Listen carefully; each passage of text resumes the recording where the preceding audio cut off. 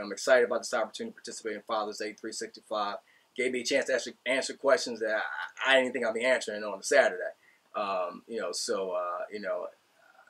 challenge all brothers to, get involved with this, tell your story, because other brothers need to hear it. We all, dealing with the same issues, same stresses, but together, each one teach one, join in, join the cause, get on camera. My name is Lamont Brown. My son is Lamont Brown Jr., and he's 2 years old. Lamont, the moment you found out you were going to be a father, how did you feel? Dude, I was in the house on the floor. We just got back from my wife's brother-in-law. My wife's brother's big wedding. I'm going to do that over. My wife's brother's wedding. And I'm on the floor chilling. Wife left out, said I'm going to go see my mom. Look at my phone, I had 6 missed phone calls. So at that point, I'm like, all right, I know something's up. So she called me. It's like, yo, I'm pregnant.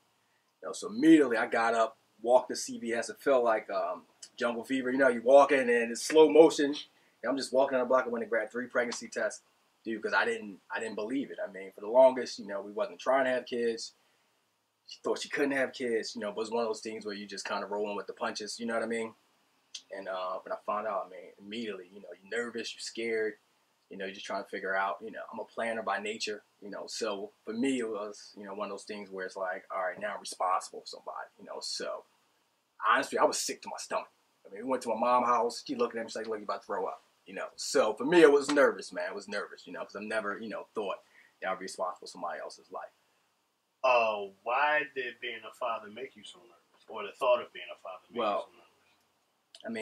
Growing up, my memories of my dad was more painful more than anything. My pop been locked up majority of my, childhood. He's right now, he's serving, 10 years, so he's on his way out. But for me, growing up, it wasn't that stability, so now I got to play a role that I didn't see growing up, now it's on me, so it was a lot of that kind of weighing into it, which made, taking on that responsibility, extremely, nerve-wracking at the time, but also exciting as well.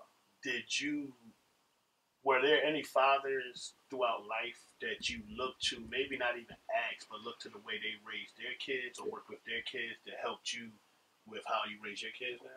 Yeah, I had 2 strong uncles. One of my uncles got up every morning, saw him dressed in a suit, had his own business. So you looked at him, you kind of modeled that, and you saw, his son's like, all right, you know what? That's how dad, supposed to be. So I benefit from a strong support system. But for me, having that relationship with a father, wasn't there, initially. Not having a strong father in your life, do you feel sometimes you may try to overcompensate when raising your kid because you didn't have certain things? You want your kid to have everything you didn't have? Necessarily. I think the main thing for me is creating stability. Where I come home, daddy coming home, we reading at a certain time, putting him to bed. So certain things and traditions that, wasn't consistent, when I was growing up, I think it's important that I'm making sure he sees that. He sees, keeping your promises. Even though he's only 2, he doesn't get it, but certain things that he remember, like, hey, daddy said he's going to be home, daddy said he's going to watch a movie. So certain things I'm just trying to make sure, I keep those promises. Is there, at any point in the relationship you've built with your son, do you ever, let's say, dream of or think back to, damn, I wish I would have had this? Absolutely. Because you see the benefits of it. You see the benefits of dual parent household. You see the benefits of, creating the right examples, teaching your son, hey, you got to be a better version of yourself every day.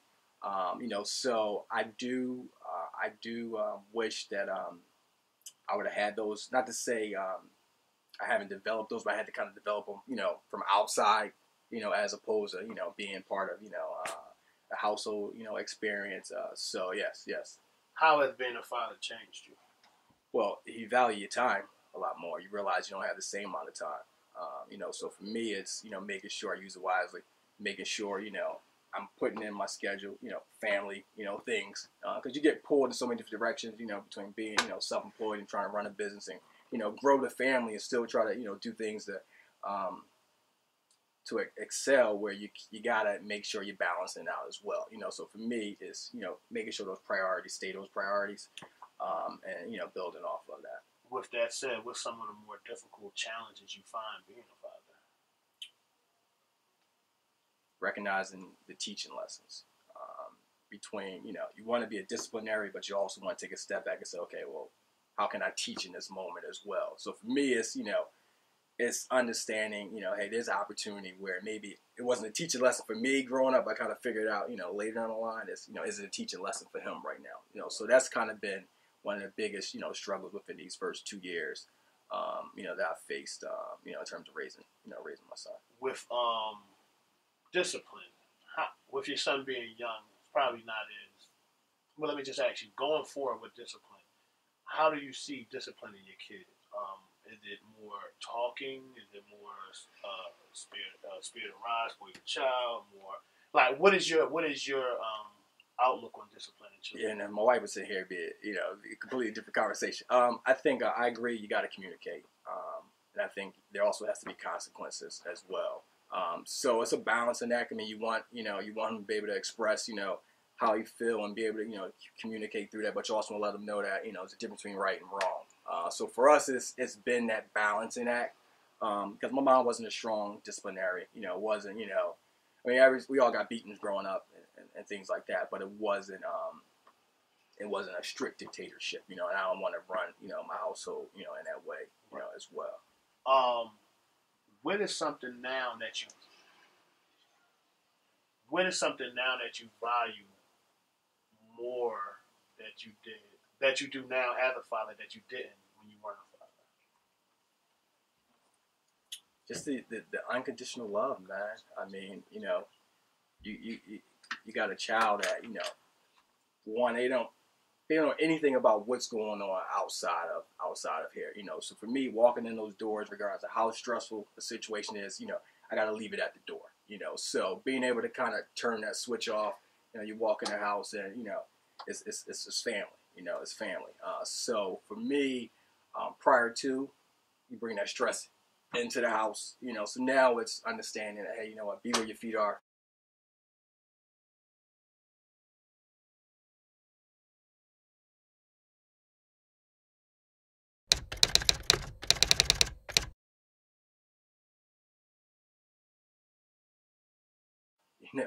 Enjoy, the moment, because, everything's not promised, so it's been a different perspective, since he was born. You mentioned your father not being in your life. Is it, at some point, would you ever try to, do you want him to be in your child's life? Absolutely. So when I was 9, I think that was the first one I was old enough to kind of know what was going on. So my dad suffered from drug abuse. So it's one of those things where daddy's gone for a year, he's home, but he's not home. Relapse. So then you're kind of waiting for him to get locked back up. So it's going for 3 years, home for a year. So that's been going on since I was 9. So when you're young, you're kind of going through it, saying, okay, here's the one that you love, here's the one that you're telling you love. But you're still not understanding why this person is continuously, doing the things that they're doing to put them back in those situations. So my dad will actually be home probably in less than 2 weeks. So he's at the tail end of this 10-year period. So we're in the healing stage of our relationship. So for me, I think it's very important for me to introduce him to my son, because I think it's an opportunity for him to kind of do some things over. And then me and him to develop a relationship differently that, can't change the past. We only can, like I said, deal with where we're at today. So for me, it's, embracing that opportunity, moving forward. So I'm excited about him, open, to it. He's excited. My son knows him, but hasn't met him. Right. So those are things that we look at, as a positive. What is being a father to you? Privilege, it's responsibility, it's scary at times, because you want to get it right. I mean, it's like, you're going in there, taking the test. It's like almost like a pop quiz. At the end of the day, you're going to turn it in and you're like, all right, I think I did good, hopefully, so you don't know. Only thing I could do is continuously kind of put my best foot forward, So I'm constantly just making sure I'm trying to create a better version of myself, every day. So that way he's getting a better version of me, from a fatherhood standpoint. What role do you play in your kids' education? Well, my wife's an educator, so that helps a lot. So in terms of, the reading, I mean, we're at this stage now where we're looking at, from a schooling standpoint, what are we going to do? Are we going to move?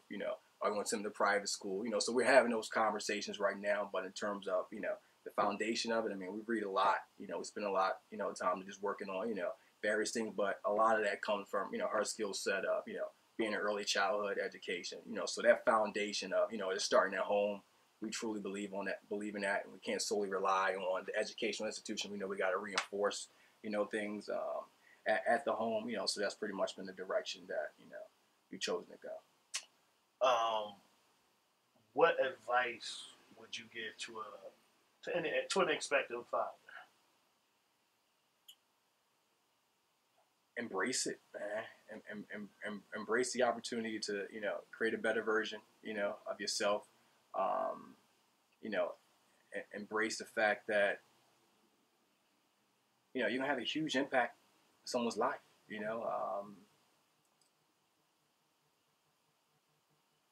And it's teamwork, man. It's teamwork. I mean, hopefully, I'm blessed to have a wife, that's supportive, that's that's on this journey, together.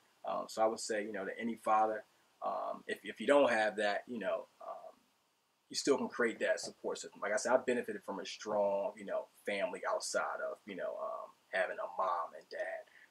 So to any father, that's expecting, I would say embrace it, don't run from it, step up to the plate, and love that child to death, man, because, at the end of the day, that's all that matters. That's all that matters. Is there anything you do with your kid that may be unique to you guys' relationship that may be able to help others, or maybe something that others can incorporate into their father? I mean, he's not even 2 yet, so for me, I try to create, like traditions with him, so every night we're on the floor, 20 push-ups. I mean, he's not even doing them, but he just know, get on the floor with daddy, so every night before bed. So we got, our daily routines, in the morning, I drop him off, we're doing the ABCs in the car. So certain things that, for triggers with him, he just know, hey, this is me and daddy time. This is, the routine that, daddy and I, go through. Gotcha. On lighter side, who is your favorite TV father and why?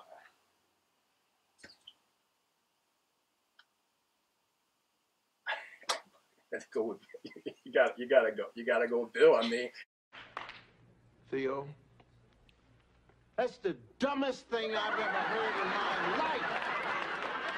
There's no wonder you get D's and everything. Now, you are afraid to try because you're afraid that your brain is going to explode and it's going to ooze out of your ears. Now, I'm telling you, you are going to try as hard as you can. And you're going to do it because I said so. I am your father. I brought you in this world, and I'll take you out. Again, it goes back to, family traditions. I mean, a lot of the stuff that we do on Thanksgiving and a lot of stuff that, you do around, Christmas. I mean, it was from watching them come down and do talent shows, so you pull, all those different elements, from watching these guys on TV. And you saw that, stability of, a healthy family, mom and dad going to work, mom and dad, disciplining the right way, teaching the right way, So you saw a lot of the good in parenting, and watching those, relationships. Gotcha. How important is it for you, or do you think it is for children, that you're in a married relationship with your kid's mother? I think it has to be healthy. I think, a lot of times, people will, I guess I'll take a step back. I was like, if it don't work with my wife, I'm one and done, that's it. Then you say, okay, well, I don't want another man to have another influence and being able to say, hey, go upstairs, take your toys upstairs. Like, you don't even want anyone having any, type of, say, but then I say, you know what? At the end of the day, it got to be healthy for the child. So mom and dad staying together is not healthy, for the children, and they're picking up on that energy, then, it's the wrong environment, So I say it has to be healthy first. regardless of, the dynamics between mom and dad, so God forbid it didn't work out with my wife and I still want to make sure it's a healthy relationship for us, to make sure it's a healthy relationship, for our son. So that's the most important thing. What does Father's Day, the whole term and meaning, or Father's Day 365 mean to you?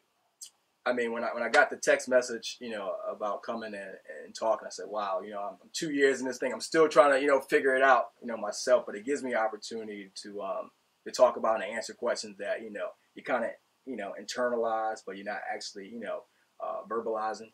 So it's giving that forum, and I'm pretty sure a lot of, other fathers, deal with the same thing. So anytime you can hear somebody else say something that you might have been thinking, it could be an aha moment for another brother, so I'm grateful, for the opportunity to participate.